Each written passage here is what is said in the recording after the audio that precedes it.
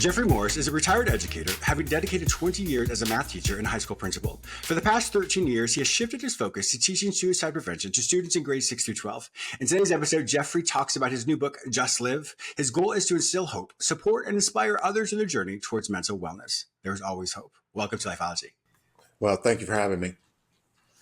I am excited to talk with you today. Congratulations on your new book. I know that how that feels to have your book see published. And so really congratulations to you. I know that's a really big effort on your part. Yeah, thank you. It's nice to have it out now. Yes. So you are an educator and a principal, once I saw that. And I also saw that you were Dr. Jeffrey Morris. So I apologize. I didn't say that to give your titles, your appellation correct. Jeff is fine.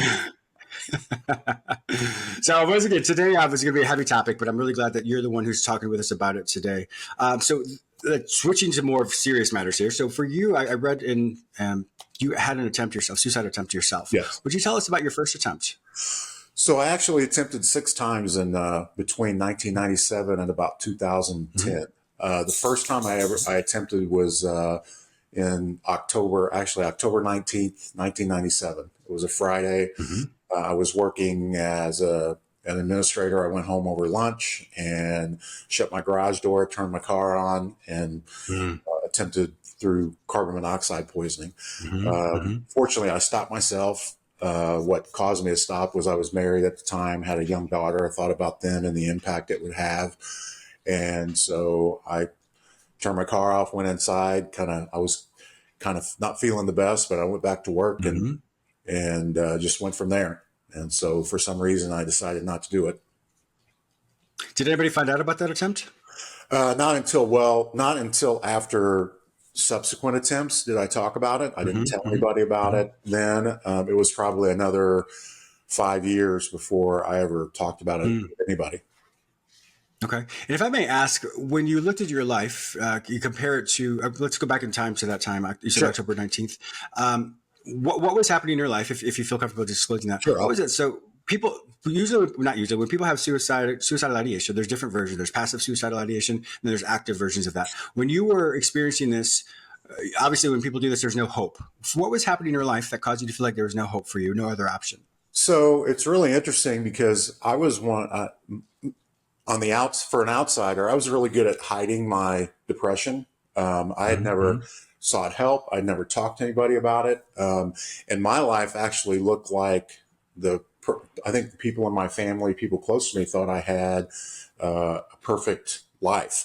I was 27, 28 years. Well, I was 30 at the time, but I was a high school assistant principal administrator by the time I was 27. I was going to school, working on my doctorate. I was married to a wonderful lady. We had a beautiful big house on a golf course and a young daughter. And so my life looked like a fairy tale. And so I think it actually worked against me because I really didn't have any traumatic event or anything that caused my depression. It was just the way I'm wired. And so the struggle for me was I felt guilty because I would look at myself and say, how can I be so depressed when I've got everything? Yeah. I know people in my own family who aren't as successful as me on the outside and who couldn't be happier. And so that actually made me feel worse about my situation. Often there's many times people don't really talk about this, but there's what's called functional depression. Functional depression is just like let's think about a functional addict or functional alcoholic per se. Sure. There's someone they don't even realize that they're, a lot of times people can't even realize that person is an alcoholic because they're very functional. They can do everything they need to do behind closed doors. They fall into that addiction. So the same thing when it comes to depression, which isn't an addiction, of course, but it's the same. The functionality of it is such that people can show up to the world in such a way that it looks like everything's great, but really under the scenes or behind that facade is that form of depression. So functional depression isn't often talked about. So this is an example of what that would look like. So you, when that happened in 1997, and then you said you tried five other times as well? Yes. Yeah. So the first time that I actually attempted, and then it became, other people became aware of it, was in the fall of 2002. I had just got my first job as a high school principal, and I will say that time I was really stressed about, being in a new job, Hmm. there's a big difference between being a high school principal, being an assistant principal. And so Sure. I think the stress of and it was mostly the stress I was putting on myself because I tended to be a perfectionist. And so Hmm. I didn't let myself, kind of ease into the new job, give myself a little bit of a break, being new to it, being a first time Yeah. principal. And so that really led to my first attempt, where that was my second attempt. It was the first time that my ex-wife actually, I tried to overdose. My ex-wife found me, doing some things in the middle of the night. She ended Hmm. up taking me to the Hmm. hospital. With that, do they have to pump your stomach with They did charcoal and all not that as that well? time. There Okay. was other subsequent times where where I had my Hmm. stomach pumped, but Hmm. they didn't have to that time. So with that one, that would be more. You said there's more of a chronic stress or an acute stress rather in that moment, as far as you're so overwhelmed, and so that was something where you felt that would be an option for you. Yeah, I was. So I was not sleeping. Hmm. Leading up to my attempt at that time, I was probably maybe sleeping 30 minutes a night for Oh goodness! uh, Wow. uh, up to a week. And I lost a Yeah. bunch of weight. I'm a pretty big guy, and I'd lost probably 20 to 25 pounds. Mm.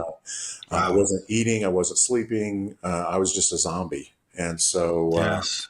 it was just all that buildup that led me to it. Yeah, you think about that, and I'm sure now as you reflect on that, you're like, that's not even an option for me. And so, what people don't realize is sleep is so important. I know for me, if I don't get sleep, I don't do well. And so in order for us to be successful, we have to have our sleep. So as we know, when we sleep, we have the non-REM sleep, which puts our body back in order, and then we have the REM sleep, which puts our emotions back in order. So getting both of those for a certain period of time allows your body to be restored. And so if you're getting minimal sleep like that for a period of 30 days, and then losing all that as weight as well, your system, your body was so underwhelmed in a lot of ways, or overwhelmed rather as well, that you weren't able to function. So therefore, a lot of times our thinking, our coherency, and what's our rationality is gone. And so it makes sense why you do that. Now, when I say it makes sense, it doesn't minimize your experience, Sure. because obviously what you're going through at that time was very, very overwhelming. I would never minimize that. Yep. So as things progressed for you, what was a change for you? So after the sixth time, what was a change for you to say, this is not working for me? So I got divorced in 2010, and I left um, my job as a principal because I Mm-hmm. just wasn't very good at it, and being struggling with the mental illness, I couldn't do a good job. And Mm-hmm. so that's when I started working at an organization in St. Louis where I live called Kids Under 21. That's where I got trained as a suicide prevention trainer. Mm-hmm. And Mm-hmm. I left that organization and started going out on my own. And so I think that really helped me do something Yeah. productive with what I'd been through. Yeah. But the real epiphany for me happened in my ex-wife got married and moved to Iowa, and I moved to Iowa to stay close to my kids while they Mm-hmm. finished junior high and high school. And so I lived in Iowa for 6 years. And when I moved there, sometime in about 2015, I started realizing what I would do is when I would get depressed, I would start to come out of it after a few days, Mm. and it was Okay. cyclical. This Okay. would happen, Uh-huh. once every month, every couple months, and I Mm-hmm. would Mm-hmm. tell myself, Jeff, I'm never letting myself get depressed again. And then Mm. a month or two later, I get depressed again, and I would get Yeah. upset or I'd get down on myself, and I realized that that's not possible. I can't do that. I don't have that self Mm-hmm. control. I compare it to someone who has asthma saying, I'm never letting myself have an asthmatic attack again. Mm-hmm. So I changed my approach to be um, when I get depressed, which I still get depressed to this day, I have those episodes. But now what I do is I don't focus on trying to stop it. I just know that I've been through this before. I know what to do to get through it. Yes. It'll pass. And then I'll come out and feel better again after a few days. And then I know it's going to happen again. I know I'm Mm-hmm. feeling normal now, whatever that is. Mm-hmm. But sometime in the next month or so, I'll probably feel down again, and it's not a big deal. And so, I have a very good support system. I kind of know the triggers, and I know the things I can do that'll help me work through it. And so Yeah. that was a big help for me. Yes, to have that awareness is so important because oftentimes we don't realize that there are cycles in our life. There's rhythms, and so there's what's called circadian rhythms. So the circadian rhythms are for sleep, but there's also the rhythms of the day as well, and also there's the rhythm of the seasons. Also, many people don't realize there's actually six different types of depression there. And so with that, there's actually a few more, but the six common ones. I say common, it's that we can diagnose, and clinicians like myself are diagnosed. And so some of them are situational, some are chronic, and some are episodic, meaning they have different episodes, highs and lows. And so we know it's important to know that if there's six of them, probably one of us, we fall into one of those. And so we don't have to go into the diagnosis of what they are. But the point is that there's many ways in which having that education, the psychoeducation, allows a person to understand perhaps what version of the depression that they have and what steps can they take. It's really important, just like you did, is to understand when you're doing really well. And this is what I always tell people, create a list of your characteristics when you're doing really well, your attributes, and ask someone else who's close to you to do the same thing. So both of you know how you are when you're doing really well. And then when things start to break down, how do you show up? List those versions of yourself, the characteristics and attributes of when things are starting to break down a bit. And then you want to list when things are breaking down, like you're in crisis. And so the other party does the same thing as well. And then you have a crisis plan. So in that crisis plan, you know how to get back to the starting part. And so it sounds like you're able to do that on your own, perhaps not the version that I just said, but you understand the cycles for you and how to move back on and to get back on track. And so with that, it's congratulations for all your success as well. And then I want to transition into your book. We have about 10 more minutes here. I really want to focus on that as well. What inspired you, or what happened in your life to say, I need to write this book? Well, like millions of people, I had thought about writing a book about this, and I think that, but I never really could come up with, because I didn't think sitting down and telling my story per se, I didn't think it would be helpful. And so it finally came to me how I could use this to help people. And it was kind of a combination of things. The book is basically three parts. Okay. My story and how I've learned to deal with my mental illness in a healthy way. I'm actually finishing my dissertation. I'm almost done with it. That was about suicide prevention. And then, I wanted to help people take what I've done and pass it on to them.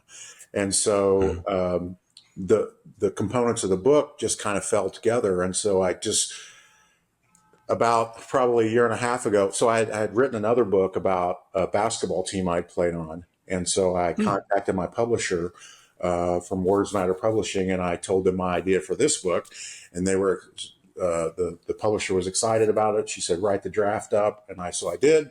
And it kind of just flowed out. It was therapeutic for me to put it down on paper. Sure. But I guess the inspiration is as an educator, I get the greatest joy out of just helping people learn, helping people get better. There's no better feeling than that for me. And so that was really the inspiration, was just trying to help people who go through similar things to what I go through, be able to manage it in a better way. Yes. So with your book, Just Live, the first part you said is about you, your story. What are the second and third parts about? So the other part was my dissertation. The research I've done on suicide and suicide prevention. It's actually, the dissertation is actually on preventing suicide on young African Americans, but in general, it's just preventing suicide and how to do that. Mm-hmm. And then the third part was how to, I mentioned how to manage your mental health and my experiences with that. And off the top of my head, I'm forgetting what the other part was. No worries, I totally understand. Yeah, but I put you on the spot like that. Yeah, and I have them memorized, or I did. But what I did is I took those components and just tried to lay them out for people. I talk about, and there's more to it than that. I talk about myths about suicide to try and, because there are a lot of things about suicide and suicide prevention that people get wrong.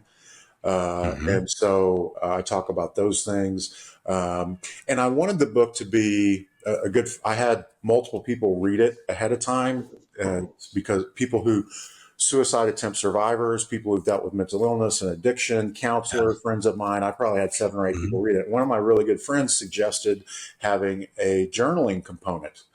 And so I added that because I thought that was a great idea, because it makes the readers actually be active. And so, for example, what I did was I talk about how dealing with stress is normal, and that trying to get rid of all your stressors in your life is really not productive. It's better to look at how can I deal with those stressors in a positive way. And so, for example, resilience. journaling components is, what are my, to list out what are the stressors I have? How do I deal with those things? And then listing out, if they're not healthy, what are healthy ways I can deal? For example, if somebody's dealing with the stressors by drinking alcohol or using drugs, I think everybody knows that's not a healthy way. And so, sorry about that.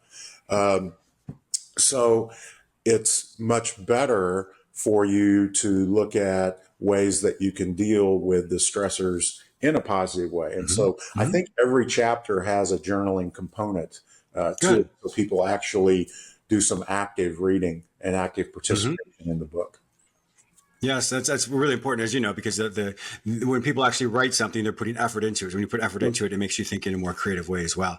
With looking at the different stressors, we're always going to have stress, like you said, and so a lot of times we focus on the stressor so much that everything just becomes too much. And so when we don't compartmentalize things, in other words, we don't break it down and think, okay, let me focus on this particular stress. Like for you before, you had started a new job, had never been, hadn't done that before. And I'm sure there are other stressors in your life, but in that moment, if I may speak for you, I'm sure you took all those stressors and put them together. And then when they're together, that's just too great for your resilience at that time. And so I'm sure like what your book does is helps people break those stressors down into manageable chunks, because when you can break it down, you can focus just on one particular thing. And when one particular thing is smaller than the whole, like, oh, okay, I can manage this. I can do that. And so then you can transition to each of those stressors as well, and to create an actionable plan to help you or help them be able to understand where their choices are. Because, often when life happens, we can't control our surroundings, but we can control what we think. And what we think determines what we feel. What we feel determines what we do. Yeah. And another big helpful thing for me was, I come from a long line of warriors in my especially on my mom's side of my family. I always say that my mom and my grandmother, who since passed away, were professional warriors. And so I would worry about things a lot. And what I changed was, when I would have something that was stressing me out or I was worrying about it, I would think, okay, what can I do about this? If the answer was, I can't do anything, then I just try to let it go. Or if it's something that I can deal with later, I put it away, because I might be worrying about something in the future, my son's going to be getting a job and he's 24 years old. And that's kind of a stressor for me at times, because I think he's getting older. He's going to be on his own. Well, I also realize he's a really smart kid. He's a good kid, and he's going to do fine. So I think about whether I can control or do something about it. If I can't, then I move on. If I can, then I come up with a plan. Let's do something about it. And so, I try to focus on what I can control, as you mentioned. Yes.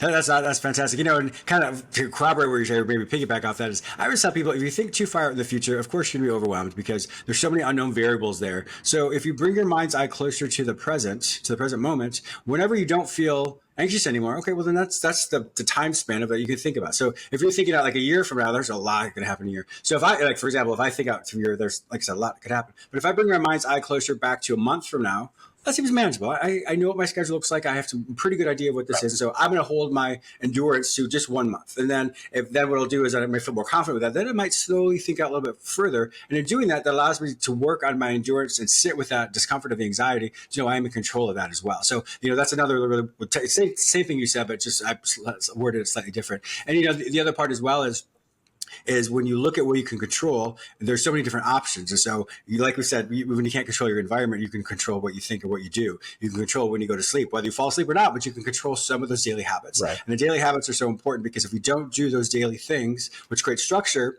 then our thoughts then take that structure and do whatever they want with it. And that's when we stay up too late. That's when we do all these different things. And so it's so important to keep a schedule for oneself and to hold one accountable to do the things that they need to do every single day, because that's the foundation for growth as well. Yeah. Yeah.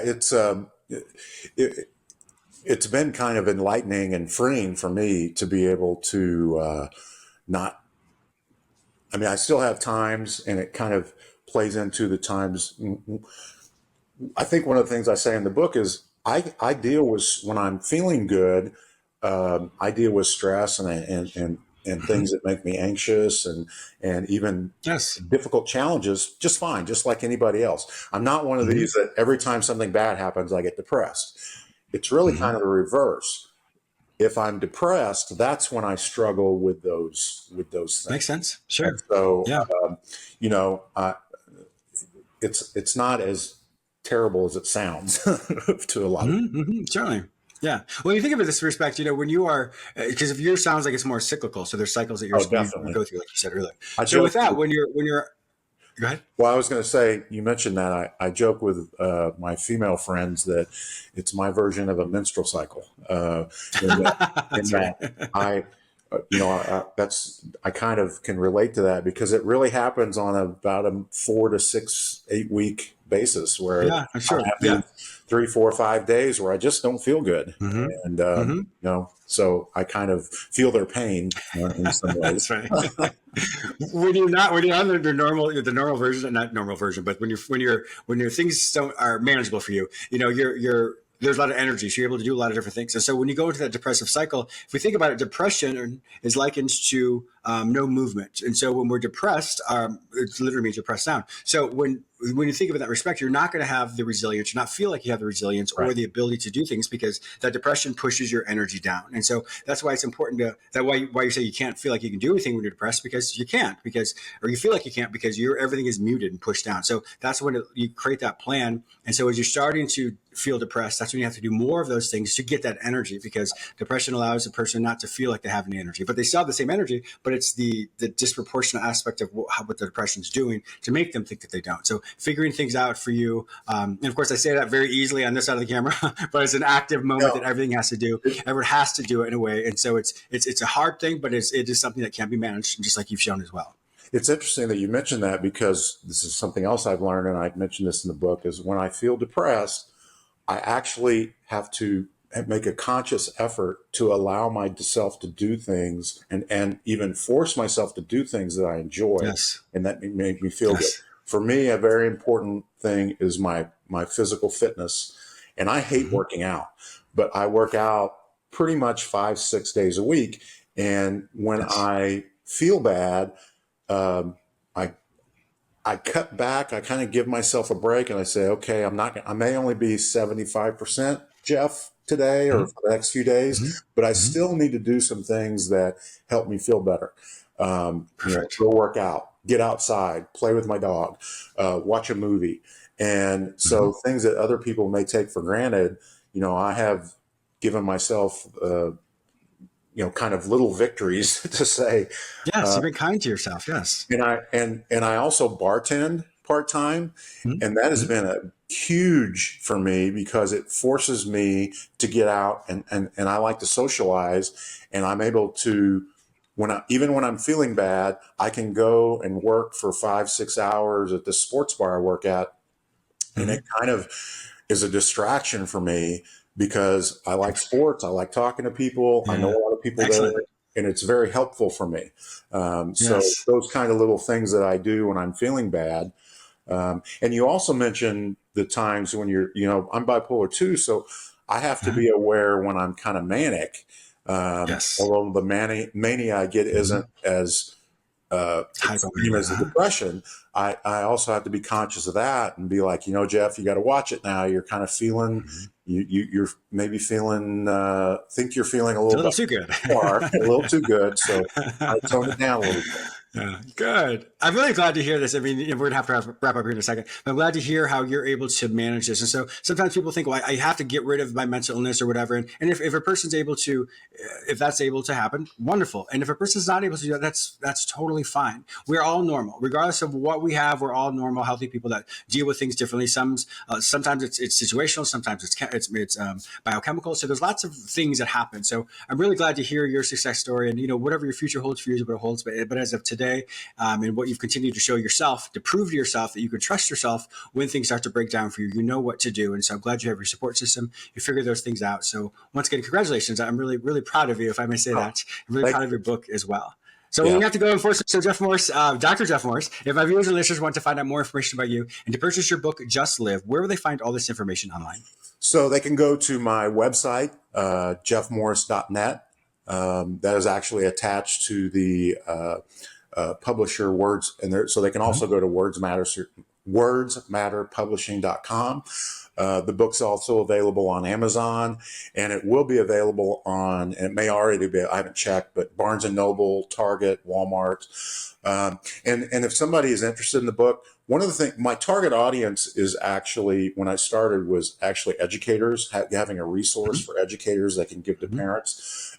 You're welcome to contact me through my email. It's jdmoe67@gmail.com, and I'm happy for anybody to contact me directly. Wonderful. My viewers and listeners also know that if they can't find this information any other place, everything that Jeff just mentioned will be listed in the show notes as well. So Jeff, thank you so much. I really appreciate your time and your energy today. Thank you so much. Thank you. Thanks for having me. I learned a lot today, even from you. So I appreciate that.